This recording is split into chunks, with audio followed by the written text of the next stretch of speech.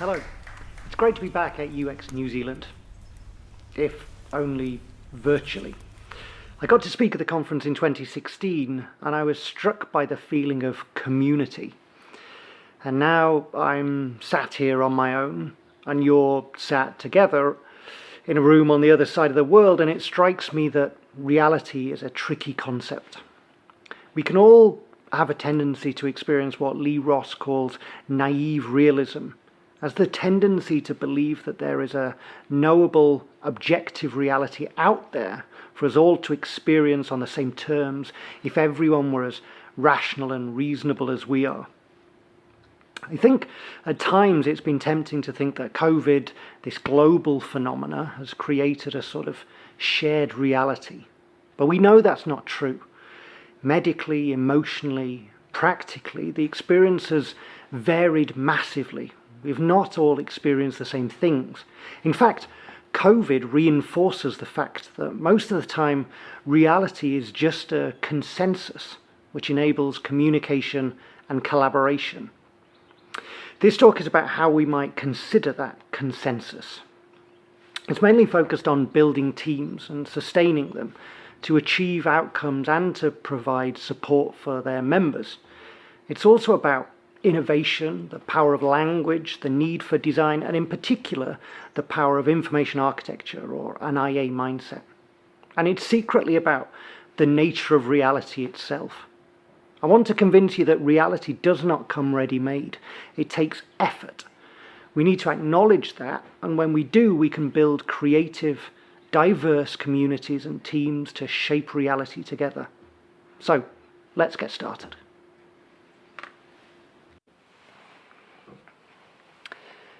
You don't need to be a 7-year-old with a new toy to know that sometimes sharing can just be hard. I've been working from home for the past 6 months, so the spaces that I've shared to collaborate have been a little different. Shared documents, shared screens, shared browser windows, spaces shared in isolation. That's a profound shift. 20th century productivity suggested that the optimization of space resulted in greater productivity. The assembly line suggested that products were assembled along rigid paths through discrete sequential interventions. Even working in a design team, I think we're sometimes haunted by that idea of productivity being kind of like a relay race rather than, say, a rowing race. In a relay, there are limited moments of collaboration, and they can be optimized through repetitive, mechanistic practice, passing the baton. But rowers, in fact, all team sports require a level of sustained coordination. I've been creative director for information architecture at the BBC for about 5 years, and the first thing I thought about when I took over that role was, what type of team should we be? Relay or rowing or something else, football, with specialization, improvisation and collaboration. In my role, I have 2 responsibilities when it comes to the team. I need to make sure that collectively the IA team feel like a team and get the benefits from the practical and emotional support that comes from being part of a team. But those individuals also need to embed into other multidisciplinary production teams with people with different perspectives and backgrounds and knowledge. Those are 2 different environments, and each one requires a slightly different frame or mindset. We all carry our own unique perspective, experience and knowledge into every experience. This often unconscious act of framing constitutes a big part of the information architecture of the experience. It provides the context. It's easy to think that information architecture is just sitemaps and menus, but it's much more than that. It's any information that makes an experience make sense. So part of the IA of every experience is the personal perspective of the individual. The other type of information architecture is the environmental information architecture. It's the IA that's embedded into an information environment the arrangement and the labeling of elements that IAs and designers put focus and attention into. This type can pull people into a more shared perspective within an environment. The signals pull you into that shared perspective, and cumulatively, environmental signals can create pervasive shared perspectives like systemic biases and ideology. The point is, every environment has information embedded into it, which, along with the knowledge, beliefs and expectations of individuals, shapes and directs their meaning making. So I think there are two types of information architecture. Individual information architecture is the frame or perspective that everyone brings to an experience. Environmental information architecture is the IA that's embedded into an environment. It can be either created intentionally or unintentionally, but it's always there and very often directs the meaning making and understanding. These two interact. I think that's what reality is. Perception shapes our sense of reality, and perception is made up of these two types of information architecture. If we want to build effective teams, or any type of collaboration, then we need to find ways of making sense together, creating shared spaces and pointing out where preconceptions, bias, prejudice, individual information architectures might make this more challenging.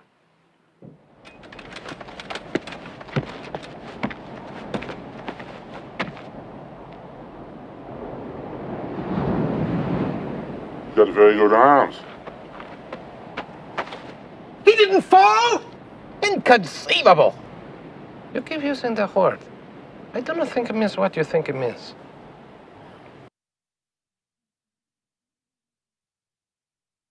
So I've said that perception is reality and that reality is a consensus. But how do you build an information architecture or a structure to enable shared perceptions? How does that consensus come about?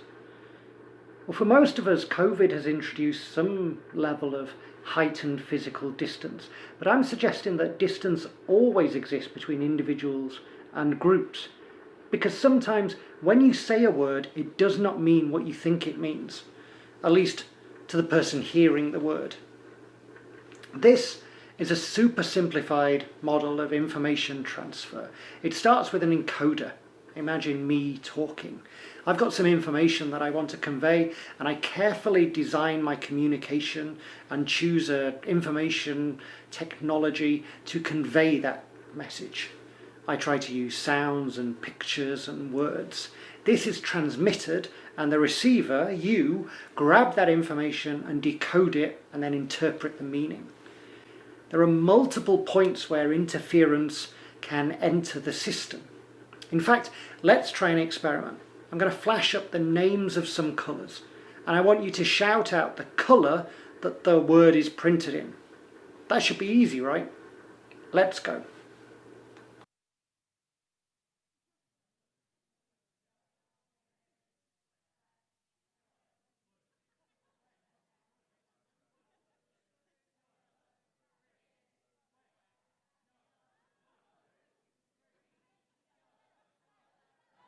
Hopefully there's now a room somewhere in New Zealand full of frustrated people.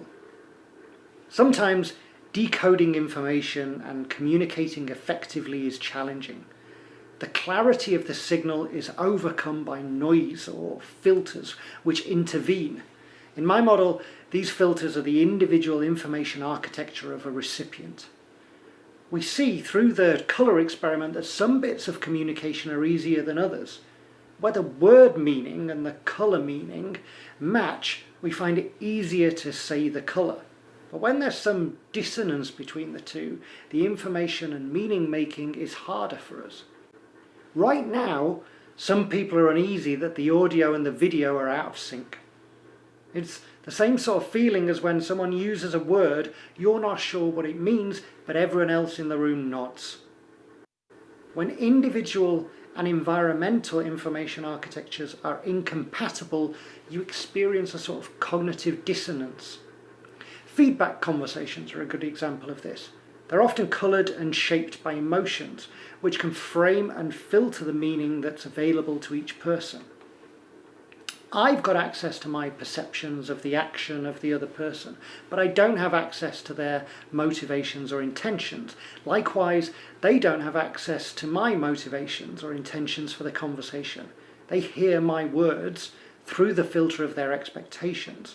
I might trigger a threat response, which further complicates the experience. The noise within the conversation increases, which makes communication more and more difficult. You can point this out. You can talk about the gaps between observation, impact, and intent.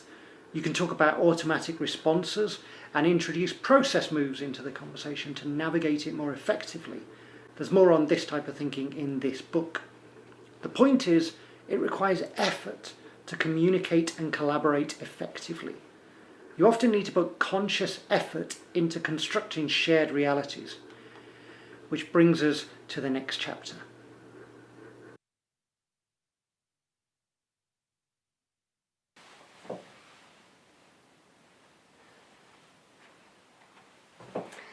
Different perspectives always exist in a team. In fact, that's the strength of a team.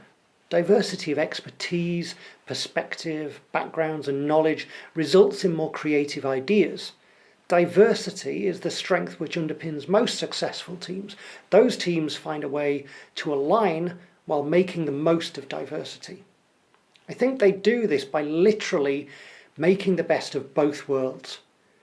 In effective teams, people can move between their specialist or individual perspective and occupy a shared space together to explore meaning collaboratively. They can move back and forth to consolidate new information that comes from the team with their own individual worldview.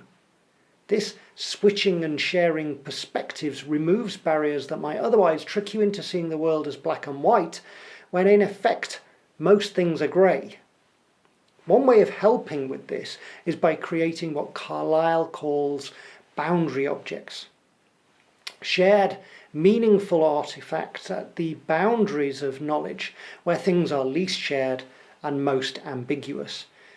These objects act as a sort of bridge between individual and shared perspective. As designers, I think we know this implicitly. That's why we put so much effort into concretizing the abstract through design activities. We pour effort into creating shared definitions or shared artifacts like wireframes, diagrams and stories. These are boundary objects. They're likely to be useful to different people in the team in different ways, but the important thing is they're shareable. A prototype or a wireframe is a good example.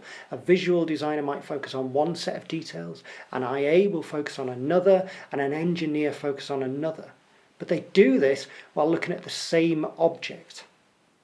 So, teams are shared spaces, and they're made so, at least partially, through the creation of boundary objects. Shared artifacts and experiences which bridge perspectives and knowledge and bring team members together.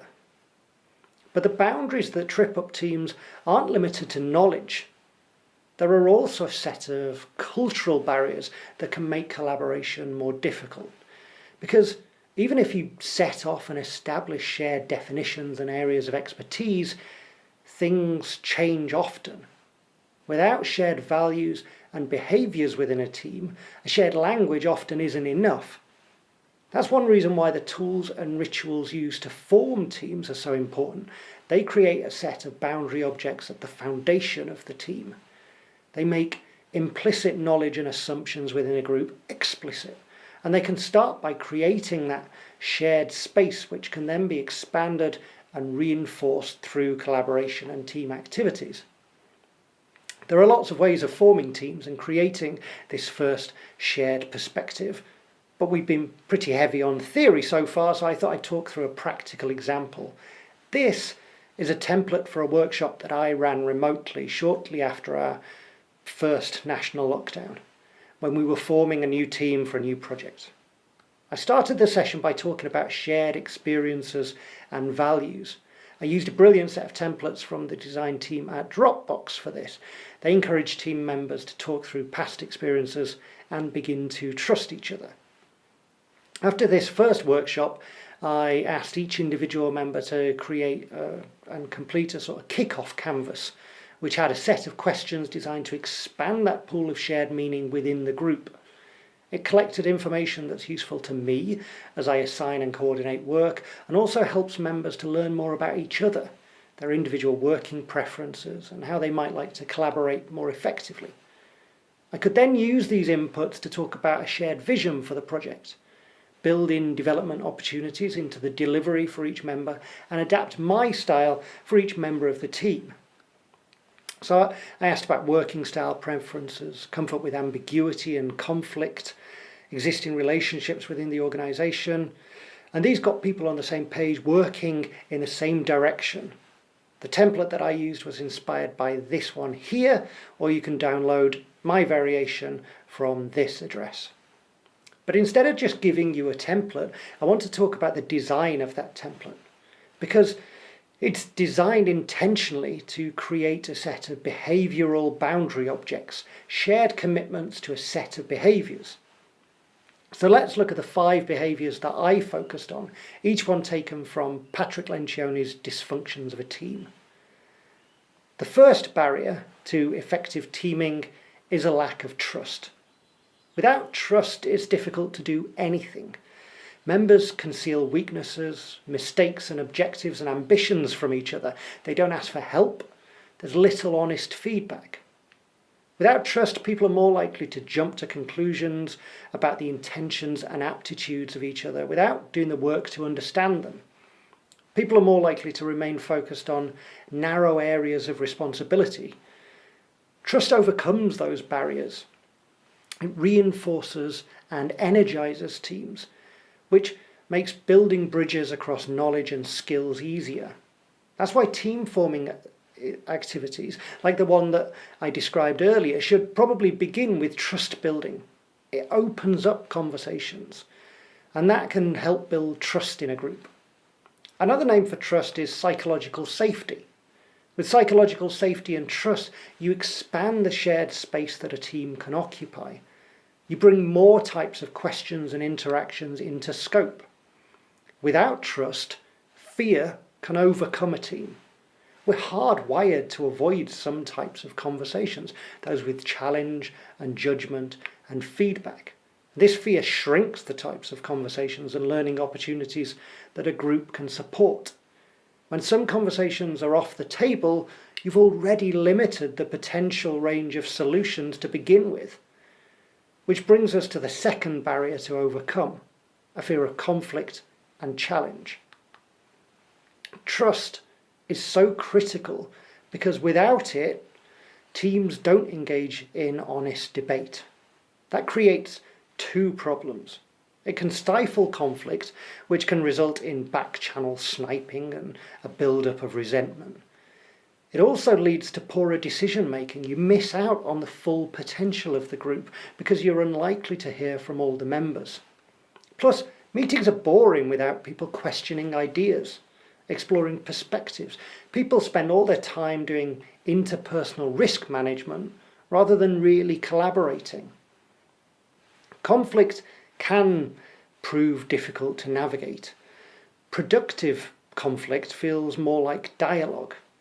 Rather than always striking together to reveal weakness, which is sometimes necessary, you can also critique, reflect, and revise together, exploring the ways to do conflict and debate within the team. The key is that any topic is on the table, but it's the topic that's discussed, rather than the people presenting it. When conflict and dialogue are mediated by trust and psychological safety, it creates a learning climate that rewards curiosity. Otherwise, conflict is destructive and characterized by aggression and the possibility of humiliation. Conflict can be tricky, but trust enables groups to rebound when things do get difficult. In the template that I've shared, I asked directly about how comfortable people were with conflict.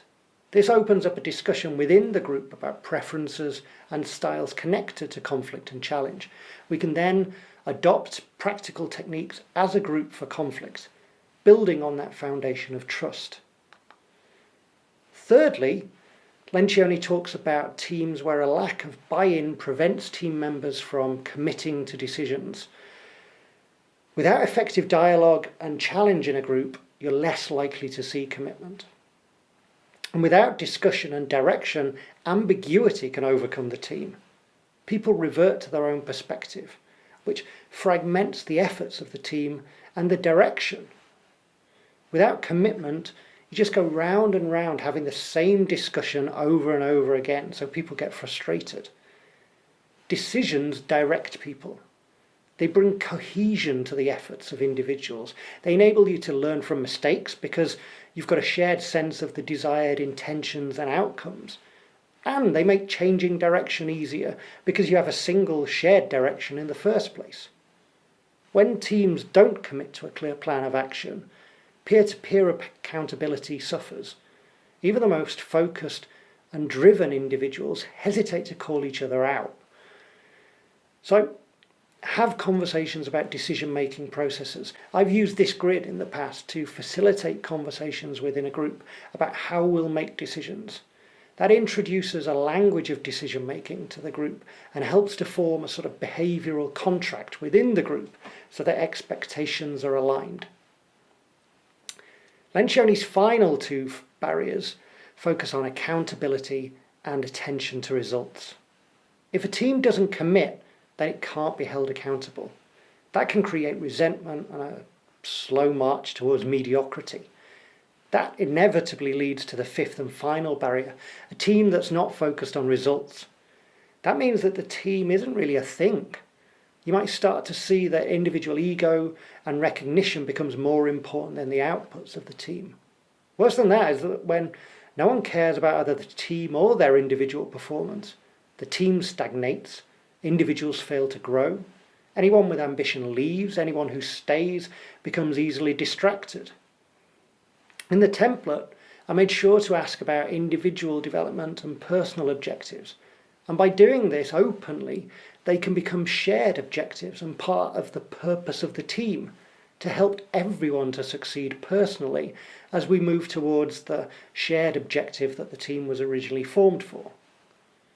So with trust, challenge, mutual commitment and accountability, and a focus on shared objectives, you can build and maintain high-performing teams. And that might not just be in terms of productivity. During the early days of lockdown and remote working, it was hugely challenging to use the same form of blind management and support as when we'd all been in the same buildings together. The reliance on peer support and the team as a unit of support and a thing in and of itself became more and more important. When they're designed right, teams are also units of support as well as productivity. So let's recap. Reality is complicated. It can be warped by ideology, expectations, and environmental design. We can build shared realities, shared information architectures in which things make sense to diverse groups, regardless of background, perspective, and expertise, but it requires effort. That effort is worth it. Diverse groups make better things, but communication is hard within any group. Teams can provide shared environments for collaboration, especially if you set them up correctly and build on foundations of trust, mechanisms for conflict resolution and commitment and accountability.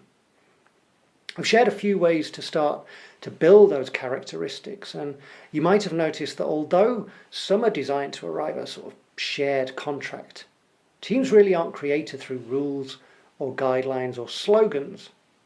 Teams are made through action and how you reflect on those actions, the successes and the failures.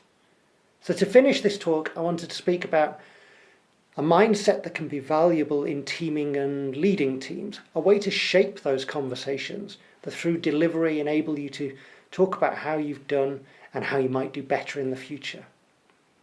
It's called humble inquiry.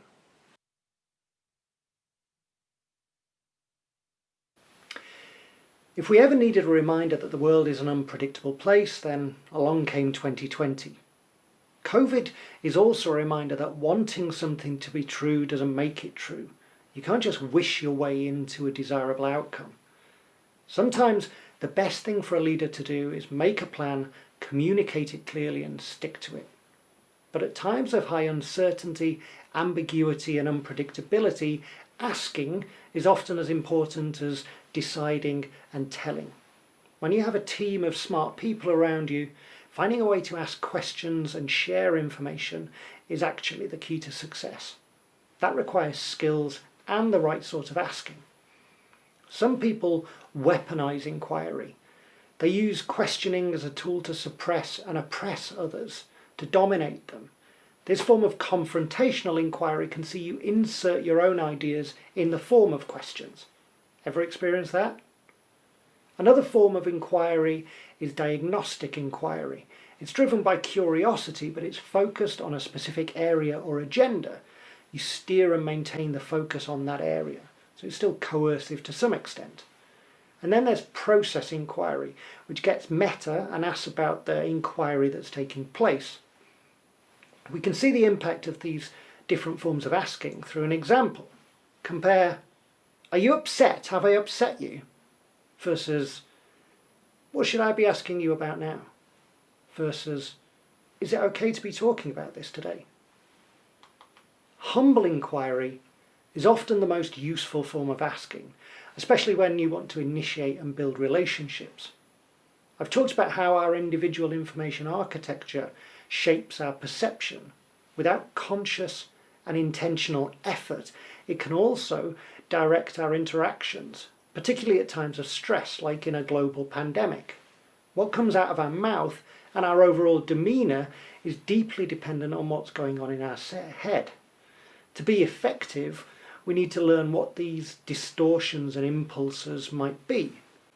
We're too often caught in this loop without considering it. Prior experience forms expectations. This filters the data that we receive. We see and hear more or less what we expect based on prior experience, or more importantly on what we hope to achieve. Our desires distort what we observe. Then we react. Our initial reaction is most often an emotional one. That complicates things further because we often fail to notice that emotions are a part of us rather than part of this environment. A situation is never tense. It's the people in the situation who are tense. Our judgment is only as valid as the data that it's based on. And once we've made some kind of judgment, we act. But this cycle is usually so quick that our actions are often short-circuited by our filters and biases. Humble inquiry encourages us to stop and consider observations. It slows down the processes and increases the chance of understanding the factors that might affect our meaning-making and our ability to communicate with others. When we form a team, we get to decide what we care about. In teaming, Amy Edmondson talks about a way of working that she calls execution as learning. It involves organising to learn as well as to deliver. She argues that there are few situations that are stable and predictable, where a ready-made, oven-ready solution can be rolled out. But lots of the time, the world is more unpredictable than that. We can still make plans, but we should treat them as experiments rather than dogma. And we should approach each other with care and curiosity, not only because it's the human thing to do, but because it expands the range of possibilities and results in better outcomes. So when you're forming a team or you're part of a team, ask yourself, is there a clear goal that unites people towards a common purpose and motivates people to overcome the communication barriers they'll face? What mechanisms do you have to encourage questions and to make visible and concrete the invisible assumptions and barriers to collaboration that might otherwise trip you up? And is your decision-making process clear? Do people feel confident and supported enough to disagree when they think it's important? And do they feel committed enough that when a decision has been made, they commit, even if they still disagree? It's been a pleasure to think about the UX community in New Zealand as I've written this talk. It's been a sort of imaginative escape from working life in lockdown. And it occurred to me that I feel the same way about the teams that I'm a part of too. They represent shared spaces that I can go to be productive, to get inspiration and to recharge. So if you're not part of that sort of team already, try to be a factor that creates it. Or maybe use this event to make some friends in the community, to get some sort of the benefits that you can from being in a team. Reality does not come ready-made. It takes effort. And when we acknowledge that, we can build creative, diverse communities and teams to shape reality together. So, let's get started.